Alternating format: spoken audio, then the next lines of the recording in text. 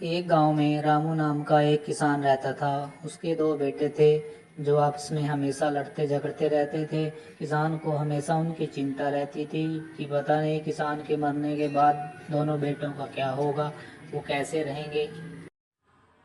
पता नहीं अब मेरे बेटों का क्या होगा। काम धंधा तो कुछ करते नहीं, ना खेत में आते हैं मेरे साथ। मुझे अकेले ही काम करना पड़ता है। अब तो मेरी इतनी उम्र भी नहीं रही कि मैं इतना काम कर सकूं।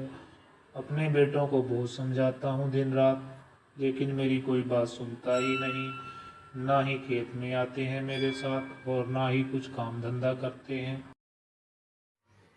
किसान के दोनों बेटे आपस में हमेशा झगड़ा करते रहते थे। दोनों आपस में ऐसे झगड़ते रहते थे मानो दोनों एक दूसरे के बहुत बड़े दुश्मन हों।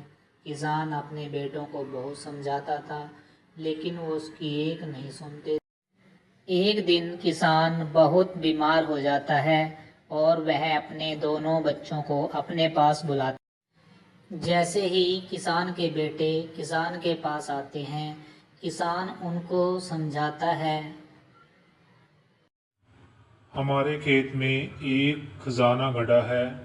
मेरे मरने के बाद तुम जाकर खेत से खोदकर सारा खजाना निकाल लेना और तुम्हें बहुत सा धन मिलेगा और तुम धनवान हो जाओगे। फिर जीवन में तुम्हें कोई परेशानी नहीं आएगी। कुछ दिनों के बाद किसान इतना बीमार हो गया कि उसकी मृत्यु हो गई। किसान के दोनों बेटे खेत में जाकर खेत की खुदाई करने लग जाते हैं। चारों तरफ खेत को खुदाई करने के बाद उन्हें कोई भी खजाना वहां से प्राप्त नहीं होता। बेटे सोचते हैं कि हमारे पिताजी ने हमें बताया था कि खजाना खेत में गड़ा है, लेकिन हमें तो यहाँ कोई खजाना नहीं मिला। थक हार कर दोनों बेटे घर की तरफ वापस चल पड़ते हैं। रास्ते में किसान के बेटों को एक बुद्धिमान व्यक्ति मिलता है। वो बताता है, बेटा, खजाना तुम्हारे खेत में ही दबा है। तुम्हें वो मिल भी सकता है अगर तुम मेहनत करो तो। मेहनत करने से ही खजाना तुम्हें प्राप्त होगा।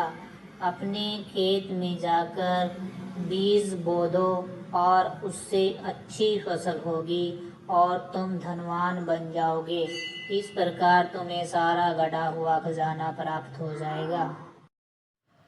इस तरह किसान के बेटों को खजाने का रहस्य मालूम हुआ। किसान के बेटे अपने खेत में गए, उन्होंने वहाँ फसल बोई। उनको अच्छी फसल हुई, अच्छा मुनाफा हुआ और उनको पता चल गया कि खजाना कहाँ गड़ा है। उनको अपनी मेहनत का फल प्राप्त हुआ।